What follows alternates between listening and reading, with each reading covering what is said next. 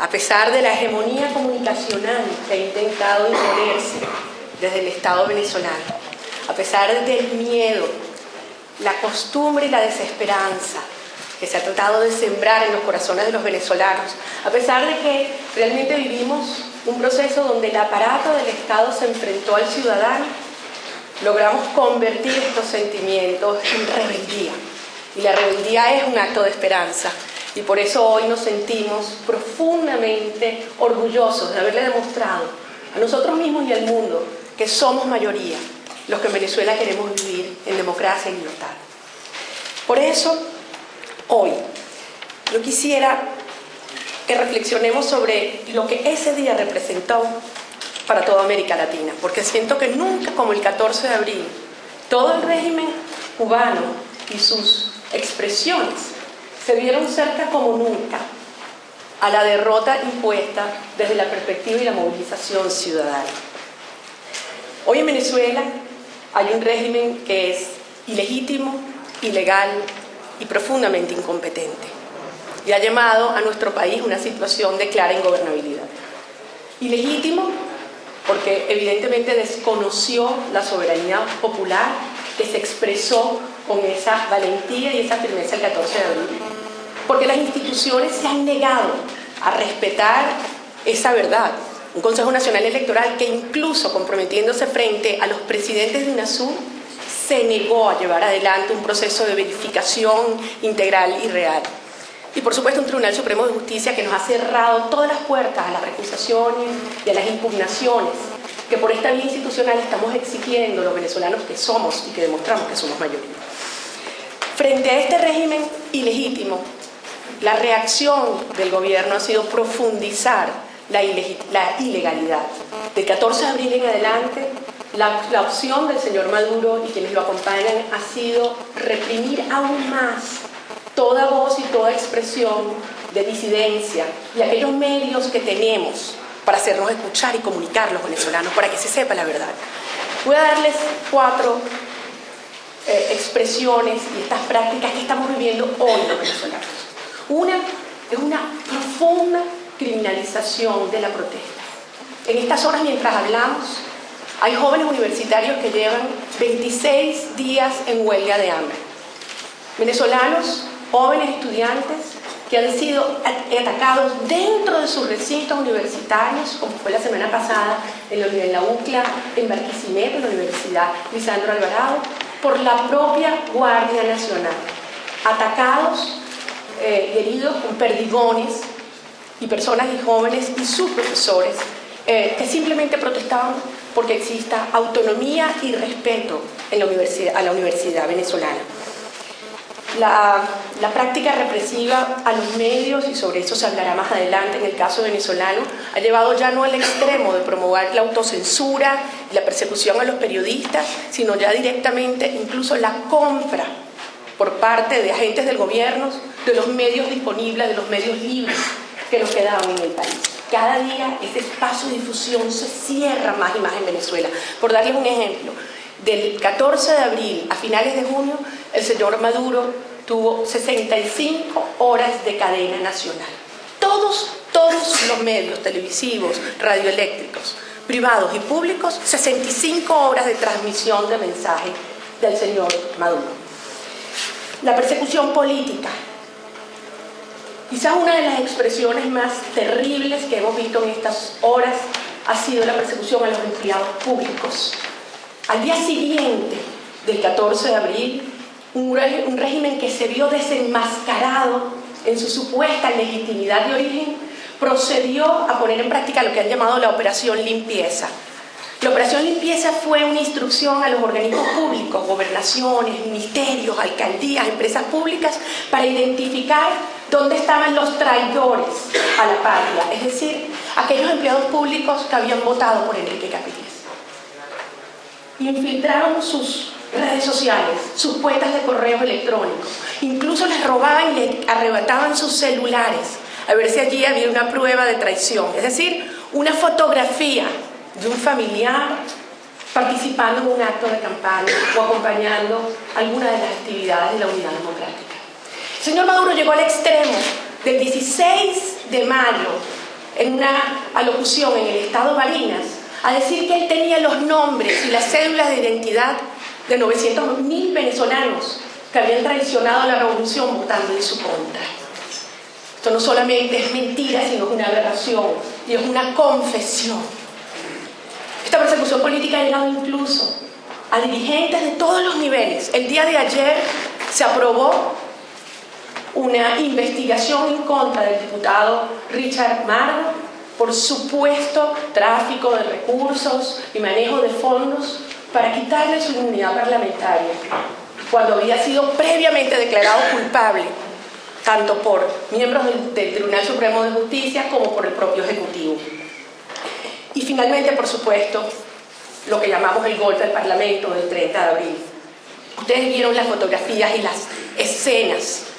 Imagínense lo que es un Parlamento donde quien ocupa la presidencia del mismo llega a dirigirse a toda la oposición, sea mayoría o minoría, y plantearles y exigirles un examen de conciencia previo a otorgarles su derecho de palabra. Ese día yo tenía la responsabilidad de coordinar a toda la bancada de la oposición venezolana, de la Unidad Democrática. Quiero recordar que obtuvimos la mayoría de los votos en esas elecciones parlamentarias el pasado 26 de septiembre del año 2010. Sin embargo, por estas trampas nos arrebataron curules que nos correspondían y tenemos el 40% solamente de los puestos, con el 52% de los votos. Ese día me tocaba a mí representar a toda la bancada de la Unidad Democrática y estuve 45 minutos previo a esa sesión intentando hacerle ver al teniente Cabello, presidente de la Asamblea Nacional, que no había chantaje ni amenaza que profiriera contra nosotros, que nos hiciera bajar la cabeza frente a una posición de principios, que era exigir que se respetara la soberanía popular expresada el 14 de abril. Ante eso, decidieron optar por la violencia. Y sí, fueron golpes muy duros, pero golpes que han fortalecido nuestro espíritu. Porque les demostramos que no vamos a bajar la cabeza frente a amenaza, chantaje, miedo o violencia. Y que haremos que esa mayoría que se ha expresado una y otra vez, democrática y libre en Venezuela, tenga quien la represente y efectivamente se haga respetar. Esta ilegitimidad, esta ilegalidad ha ido acompañada de la más profunda incompetencia. Un país petrolero que hoy importa más de 120.000 barriles diarios de gasolina de los Estados Unidos. Un país que compra armas de guerra, pero donde no se consigue papel higiénico, o leche, o carne, o aceite. Un país militarizado. Más de 12.000 miembros del ejército salen a la calle con el plan Patria Segura, pero somos el quinto país más violento en el planeta, medido en homicidios. Cada 20 minutos asesinan a un venezolano. No son los hijos que entierran a los padres, sino en mi país, los padres y las madres entierran a sus hijos. Un régimen que habla de soberanía alimentaria, pero hoy importamos más del 80% de lo que comemos. Un país de un régimen donde se escucha la palabra independencia, pero se ha entregado la soberanía nacional a Cuba. Yo les pregunto, ¿cómo se sentirían ustedes? ¿Qué sentirían ustedes si en su país el sistema de identificación fuera controlado por funcionarios públicos de otro país, de cualquiera? ¿Qué sentiría usted si las notarías, los registros públicos fueran controlados por funcionarios públicos de otro país, el que sea? Si las Fuerzas Armadas, generales, almirantes españoles recibieran órdenes de generales o almirantes de otro ejército. Eso es lo que ocurre hoy en Venezuela. Y se ha entregado la soberanía nacional financiando esa invasión con los recursos de los venezolanos. El arrebato a la soberanía popular y es el arrebato a la soberanía nacional. Pero esta destrucción no ha sido casual, es intencional. Es un modelo que pretende hacer al individuo absolutamente dependiente del Estado, erradicar todo espacio de autonomía, de contrapeso, de libertad. Por eso cuando dicen que el chavismo, Chávez, Maduro quiere a los pobres, yo repito, sí, los quiere bien pobres. Nos necesita muy pobres para poder ejercer no solamente un control material, un control político, un control moral y al final un control espiritual del ser humano. Por eso hoy tenemos que ser muy claros y muy firmes, sin eufemismos. No es una democracia imperfecta lo que hay en Venezuela. En Venezuela no hay democracia. En Venezuela estamos al margen, en el límite del precipicio que incluso nos lleva de un autoritarismo a un totalitarismo. Porque el autoritarismo controla los espacios públicos, los poderes públicos. Pero el totalitarismo va más allá y quiere controlar incluso la conciencia del ser humano. No le basta con la obediencia, quiere el fervor. Y es por eso como vemos cómo ha ido invadiendo esos espacios íntimos, en las escuelas, buscando la ideologización de nuestros hijos, en los empleos, donde ya se habla incluso de milicias obreras, y por supuesto en los hogares. Aunque crean inaudito, suene inaudito y monstruoso, hace unos días, diputadas del oficialismo, mujeres diputadas del oficialismo, colegas míos, plantearon una reforma a una ley de lactancia materna. ¿Saben cuál es el alcance de la reforma? Prohibir que en hospitales públicos y privados se les pueda dar a los niños recién nacidos fórmulas lácteas, porque la lactancia materna para ellos es tan buena que hay que hacerla obligatoria. Y además sancionar a médicos, enfermeras y madres si no la acatan. Un Estado que es capaz, que pretende meterse entre el pecho de la madre y la boca del bebé, que no es capaz de hacer y destruir. Y si no es totalitarismo, ¿cómo se llama lo que hoy vivimos? En Venezuela no hay democracia, pero además el régimen que existe tiene un complejo entramado, muy complejo de red de apoyos, que va mucho más allá de Cuba. Son intereses perversos, muchos vinculados incluso al crimen organizado, que han penetrado mi país, encontrando condiciones óptimas por su ubicación geográfica, por las condiciones geopolíticas y desde luego por la fragilidad institucional y la complicidad de quienes están hoy en el poder.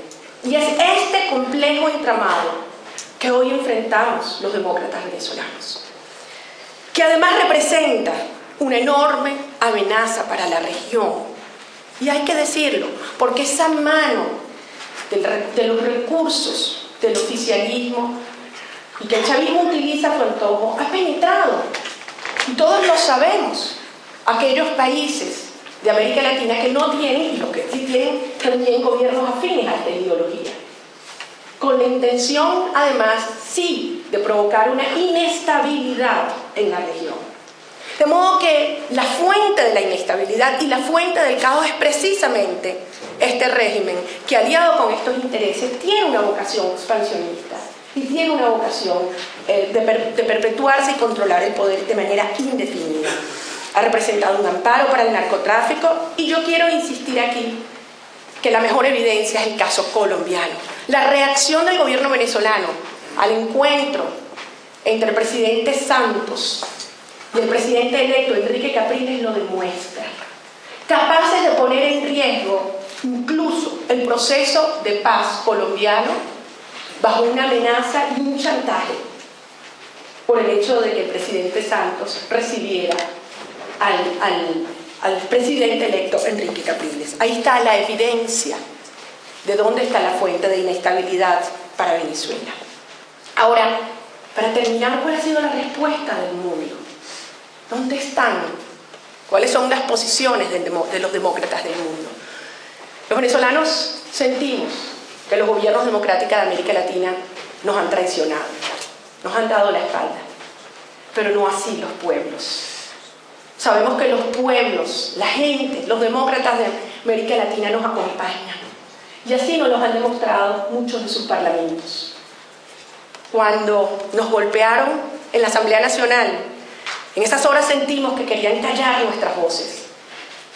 no nos dábamos cuenta y no entendieron que nos estaban abriendo las puertas y las voces de los parlamentos de América Latina.